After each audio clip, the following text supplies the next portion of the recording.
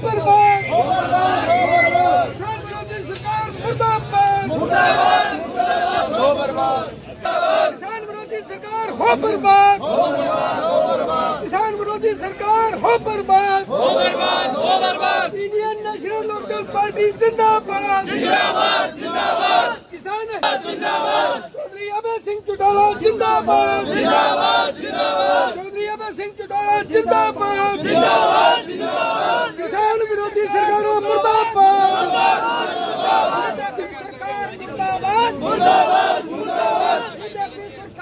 होश में आओ, में कोई मुआवजा अभी तक दिया गया। तो इंडियन नेशनल लोकदल आज उस व्यवस्था के खिलाफ उस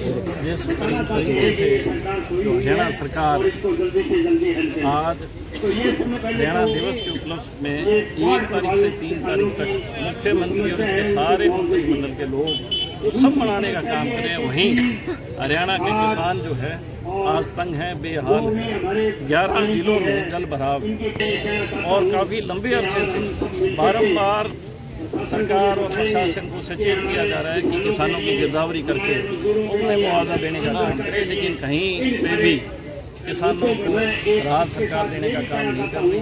मंडियों में किसानों की जो धान की फसल है उसके अंदर भी परेशान कर रहे हैं। 9 किलो से लेके 16 किलो तक आप अंदाजा लगा सकते हो काट लग रही है।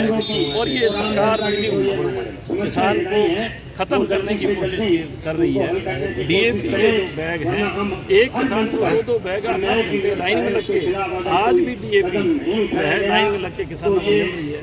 आप इस चीज से अंदाजा लगा सकते हो कि किस तरीके से सुनियोजित तरीके से किसानों को बर्बाद करने का काम कर रही है। इंडियन नेशनल लोकदल ने, हमारी लीडरशिप ने, चौधरी अभय सिंह चौटाला जी ने निर्णय लिया कि हम 3 तारीख को हर जिला मुख्यालय पर रोष प्रदर्शन करेंगे और इस निकम्मी और नालायक और बैरी सरकार को सचेत करने का काम करेंगे कि अगर आपने समय रहते इन चीजों पे काम नहीं किया तो हम ये जन आंदोलन सड़कों पे लेके आएंगे, चक्का जाम करेंगे और सरकार को हरियाणा से बाहर करने का काम करेंगे। तो मानते हैं आज के प्रदर्शन से कुछ असर होगा? देखिए, निश्चित तौर पे इंडियन नेशनल लोकदल ने जब भी बिजली के दाम बढ़े सड़कों पे थे, जब भी कहीं पे भी सरकार ने नाकामी और नालायकपन किया है, इंडियन नेशनल लोकदल ने सरकार को सचेत करने का काम किया है। हम लोग चौधरी देवीलाल जी के सोच पे, चौधरी ओम प्रकाश चौटाला जी की सोच पे चलने वाले लोग हैं। इन लुटेरों से, धन्ना सेठों से हम हरियाणा को बिकने नहीं देंगे। और ये तो चाहते हैं कि किसान को खत्म करो, किसानी खत्म करो और तमाम जो जमीनें हैं अडानी और अंबानी तक किस तरीके से पहुंचे, ऐसे ही षड्यंत्र के तहत सरकार काम कर रही है। और तो और मैं तो हैरान हूं, ये मुख्यमंत्री विधानसभा में कहता है कि मैं किसान का बेटा हूं और किसान आज लुट रहा है। इससे पूछने वाली है कि तू कौन से किसान का बेटा है, जब किसान ही आज त्रास्त है।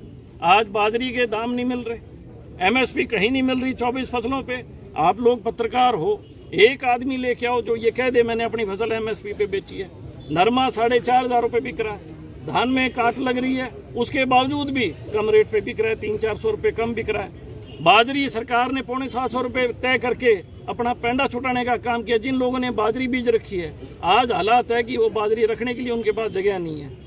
फसल जो है किसान कहाँ लेके जाए, और सरकार केवल सोशल मीडिया, अखबारों के माध्यम से पैसा लगा कर अपनी वाहवाही कर रही है। धरातल पे छोटा जमींदार, किसान, मजदूर, एवं तक छोटा व्यापारी भी तंग है। सरकार ने जिस तरीके से जीएसटी लगाई और बाद में जीएसटी के दाम कम किए और वाहवाही लूटने का काम किया। एक तरफ आप दाम बढ़ाते हो और फिर आप कम कर लेते हो जीएसटी, और फिर ताली बजवाते हो, लोग कहते हो देखो जी हमने कम कर दी।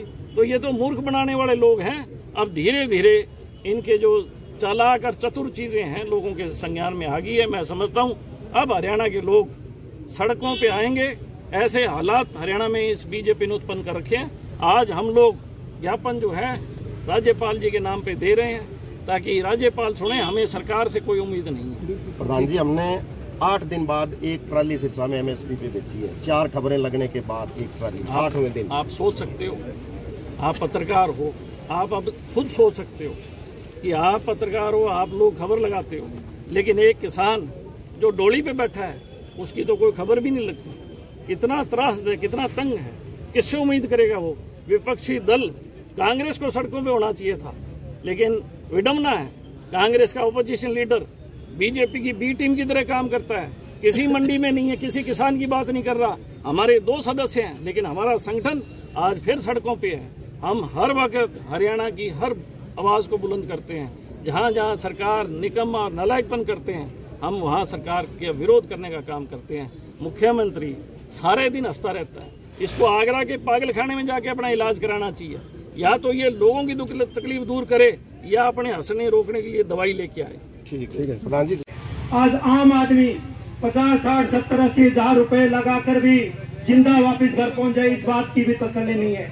मैं तो आप सबके इंडियन नेशनल लोकदल की भाई आदित्य चौटाला की अगुवाई में वहाँ प्रशासन तक पहुंचे तो ये बात मजबूती से उठाएं कि हमारी जो स्वास्थ्य सेवाएं हैं उनकी हालात सही करें, वरना आगे ये हालात है ना, सिरसा जिला के 2, 4, 5 की मृत्यु हो रही है और छोटे छोटे बच्चे हैं, इनकी हालात को देखते हुए पूरी सब बातें ऐसे ही ऐसी हो रही है।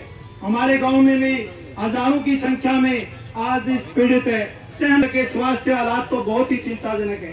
फसल बिके ना बिके, जिंदा रहेंगे नहीं रहेंगे, ये तो आगे की बात है।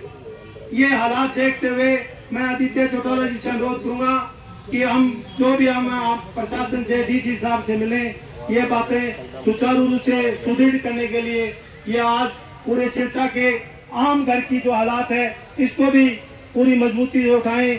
आप सब यहाँ पहुंचे, आप सबका बहुत बहुत धन्यवाद। जय हिंद, जय नेलो।